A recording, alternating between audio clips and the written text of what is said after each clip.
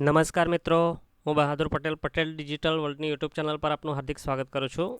આજે આપણે જોઈશું માનવ કલ્યાણ માટે જે યોજના ચાલી રહી છે એમાં હાલમાં કયા કયા ધંધાઓ માટેની ઓનલાઈન ચાલી રહી છે અને કોણ કોણ ઓનલાઈન કરી શકે તેની સંપૂર્ણ માહિતી આપણે લઈશું. બરાબર છે.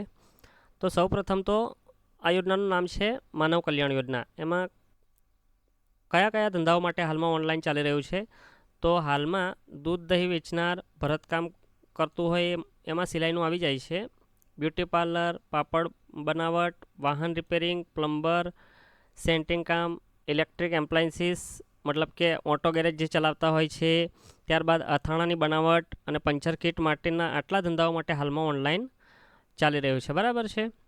હવે આ યોજના છે એના માટે ઓનલાઈન ક્યાંથી ક્યાં સુધી કરી શકાય, તો 17/6/2026થી લઈ અને 17/7/2026 સુધી આ યોજના માટે ઓનલાઈન કરી શકશો, મતલબ પોર્ટલ ખુલ્લું રહેશે. બરાબર છે. હવે આ ધંધાની અંદર તમે જે ધંધા માટે ઓનલાઈન કરો છો તો આપને સાધન સહાયની કીટ આપવામાં આવે છે, મતલબ ધંધાને લગતી જે પણ કીટ આવે, સાધનો આવે છે તે તેમાં આપને આપવામાં આવશે જો આપની અરજી પાસ થશે તો.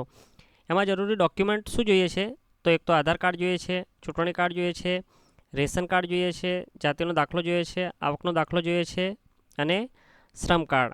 આટલા ડોક્યુમેન્ટ હોય તો આપ ઓનલાઈન કરી શકો છો. બરાબર છે. હવે આમાં ઉંમર મર્યાદાને એ બધું શું હોય છે, તો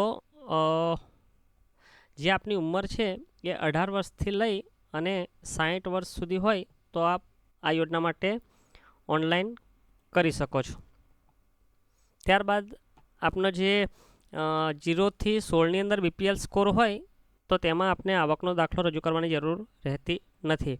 ગ્રામ્ય લેવલે જો આપ છો તો 6 લાખ સુધીની આપની આવક મર્યાદા હોય તો આપ આ યોજના માટે ઓનલાઈન અરજી કરી શકો છો. અને હા, અહીંયા ધ્યાન રાખવાની બાબત એ છે કે આપ જે આવકનો દાખલો રજૂ કરો છો એ મામલતદાર અથવા તો TDO સાહેબનો હોવો જોઈએ. આ પોર્ટલ પરથી આપ ઓનલાઈન કરી શકો છો. બરાબર છે. જો આપને આ વિડીયો ગમ્યો હોય તો લાઈક કરજો. આશા રાખું છું કે આ વિડીયોમાં આપને સંપૂર્ણ સમજ પડી ગઈ હશે. અને વધુ માહિતી જોઈતી હોય તો આપ શોપ પર આવીને સંપર્ક કરી શકો છો. અહીંયાથી આપણે ઓનલાઈન પણ કરી શકાય છે. વિડીયો જોવા માટે આપનો ખૂબ ખૂબ આભાર. Thank you so much.